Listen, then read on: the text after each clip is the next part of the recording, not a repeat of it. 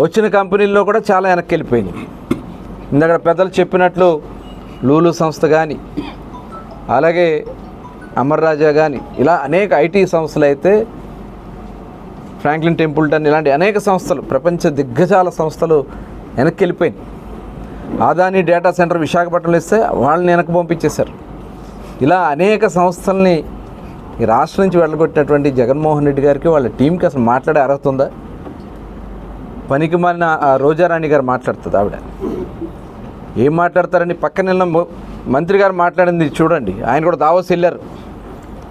అక్కడ ముఖ్యమంత్రి గారు, తెలంగాణ ముఖ్యమంత్రి గారు, మంత్రి గారు దిద్దెల శ్రీధర్బాబు గారు, వారు కూడా దావోస్లో చంద్రబాబు నాయుడు గారి దగ్గర ఉన్నప్పుడు వారు కూడా పక్కన ఉన్నారు.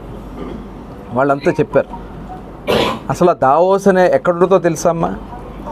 ఏపీఐసి చైర్మన్ చేసావు, ఎవరి దగ్గర ఎట్టా కమిషన్లు కొట్టుకోవాలని చూశారు తప్ప ఏ రోజన్నా ఒక పరిశ్రమ తీసుకొచ్చారా? టూరిజం మంత్రిగా పనిచేశారు. టూరిజం రాష్ట్రాన్ని భ్రష్టు పట్టించి ఎవరు ఆంధ్ర రాష్ట్రం రాకూడదు అన్నంత దరిద్రం చేసి పెట్టినటువంటి పరిస్థితి మీది ఉందే. మీరు కూడా మాట్లాడతారు. ఇంకొక ఆయన ఉన్నాడు, కోడి ఇప్పుడే గుడ్డు పెట్టింది, ఆ గుడ్డి పొదగాలి, కోడి అవ్వాలని చెప్పి 5 ఏళ్ళు కౌరులు చెప్పినటువంటి ఎవరైనా అమర్నాథ్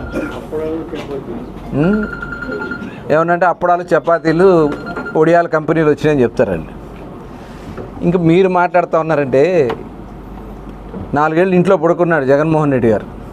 అక్కడికి వెళ్తే చలేస్తుంది, చలేస్తే జలుబు వస్తుంది, జలుబు వస్తే జ్వరం వస్తుందని ఇంట్లో పడుకున్నటువంటి జగన్మోహన్ రెడ్డి గారు పబ్జీ ఆడుకుంటూ రాష్ట్రం గురించి పట్టించుకోకుండా ఇవాళ రాష్ట్రానికి ఇంత పెద్ద ఎత్తున పెట్టుబడి తీసుకొస్తే ఈ రాష్ట్రం గురించి మాట్లాడాల్సినటువంటి దాంట్లో సహకరించాలి. కానీ వీళ్ళది ఎంత దుర్మార్గమైనటువంటి కార్యక్రమం అంటే, ప్రభుత్వం వచ్చిన వెంటనే శాంతి భద్రతలు లేవని చెప్పి భయపెట్టాలని ప్రయత్నించాడు. అంటే ఎవరు ఇన్వెస్టర్స్ రాకూడదు ఆంధ్ర రాష్ట్రానికి, రకరకాల ఎత్తుగడలు, లెటర్లు రాయించడం, ఇవన్నీ కూడా ఇవాళ ఎవరు నమ్మట్లేదు. ఇవాళ రాష్ట్రానికి పెట్టుబడులు వచ్చినాయి, దాంతో ఇండస్ట్రీస్ వస్తాయి, ఇండస్ట్రీస్ ఎంప్లాయ్మెంట్ వస్తుంది, ఆర్థిక పరిస్థితులు కూడా మెరుగైన పరిస్థితులు వస్తుంది.